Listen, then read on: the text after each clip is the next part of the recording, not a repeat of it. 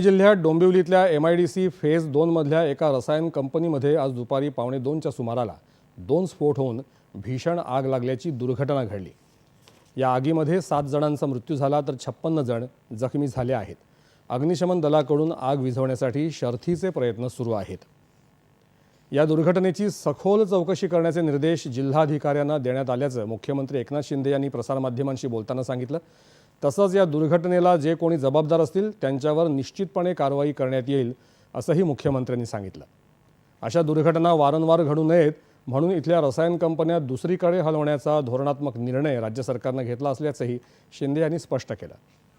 MIDC अगोदर झाली, कंपन्या अगोदर आल्यानंतर वसाहती झाल्या, परंतु हजार्डस केमिकल ज्या इंडस्ट्री आहेत, अति घातक जी काही रसायनं किंवा ज्या माध्यमातून अशा प्रकारचे ब्लास्ट होऊ शकतात, अशा कंपन्यांना आम्ही अंबरनाथ MIDC मध्ये एक वेगळा सेक्टर करून कायमस्वरूपी तिकडे शिफ्ट करण्याचा आम्ही निर्णय घेतोय। आता संबंधित विभागाशी आणि संबंधित MIDCचे अधिकारी यांच्याशी बोलून त्या ठिकाणची तजवीज जी आहे आणि आपले इंडस्ट्री जे आहेत म्हणजे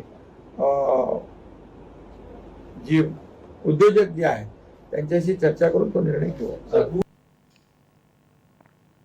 उपमुख्यमंत्री देवेंद्र फडणवीस यांनीही या दुर्घटनेचा आढावा घेऊन नियमांचं उल्लंघन करणाऱ्यांविरोधात कारवाई केली जाईल असं सांगितलं। उद्योगमंत्री उदय सामंत यांनी घटनास्थळी जाऊन परिस्थितीची पाहणी केली। या दुर्घटनेत जखमी झालेल्या लोकांवर खासगी रुग्णालयात उपचार सुरू असून जखमींच्या उपचारांचा संपूर्ण खर्च सरकार करणार आहे असं सामंत यांनी सांगितलं। या स्फोटाची तीव्रता इतकी मोठी होती की या स्फोटाचा आवाज सुमारे 1 ते 1.5 किलोमीटरच्या परिसरात घुमला। स्फोटामुळे परिसरातल्या घरांच्या खिडक्यांच्या काचा फुटल्या।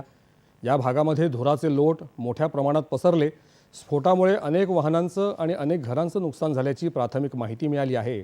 नुकसानाचे पंचनामे करण्याचे निर्देश मुख्यमंत्री एकनाथ शिंदे यांनी दिले आहेत।